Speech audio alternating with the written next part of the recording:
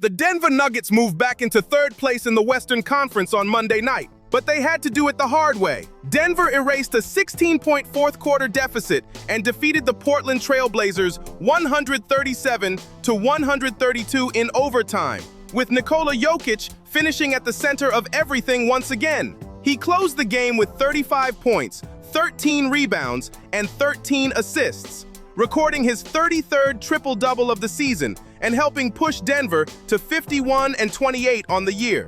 For most of the second half, this did not look like a game Denver was about to control late. Portland built a 115-99 lead with 8 minutes and 13 seconds left in the fourth quarter.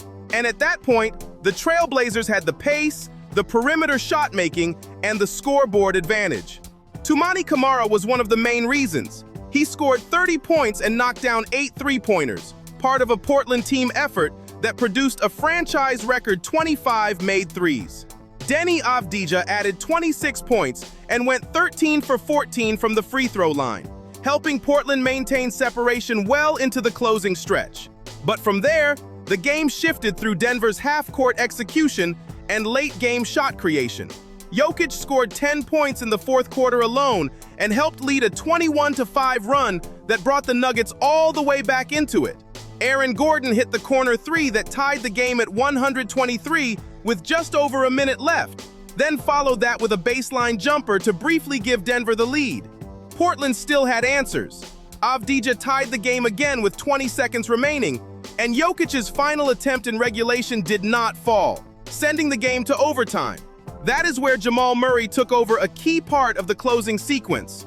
Murray scored 7 of his 20 points in overtime, and Denver opened the extra period with immediate pressure. Gordon and Murray each connected from 3 to put the Nuggets in front. Then Murray added 2 free throws and a dunk before setting up Jokic for a late layup that effectively sealed the result. So beyond the comeback itself, this game had direct standings impact. With the win, Denver moved to 51-28 and climbed into the number 3 spot in the Western Conference, moving a half game ahead of the Los Angeles Lakers, who sit at 50-28. That said, Denver does not hold the tiebreaker over LA, which means the Nuggets likely need to finish at least one full game clear to officially secure that seed. That makes the remaining schedule important. Denver closes the regular season against the Grizzlies, Thunder, and Spurs. The Lakers finish with the Thunder, Warriors, Suns, and Jazz. So while Denver is now in position, the margin is still narrow and the seeding race remains open. For Portland, the loss drops the Trailblazers to 40-39. Their 3-game winning streak ends, and they fall to 9th in the West, now sitting a half game behind the Clippers.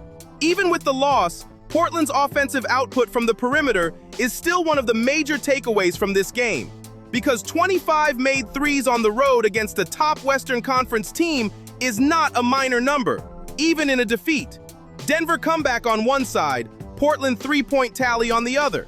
The main story, though, is that Denver managed to turn a game that looked headed in the wrong direction into a standings-changing win. Jokic produced the triple-double, Murray controlled stretches of overtime, Gordon delivered 2 of the biggest shots in regulation, and the Nuggets now head into the final stretch of the season back in the top 3. For a team trying to lock in playoff position, that late recovery may matter just as much as the final score.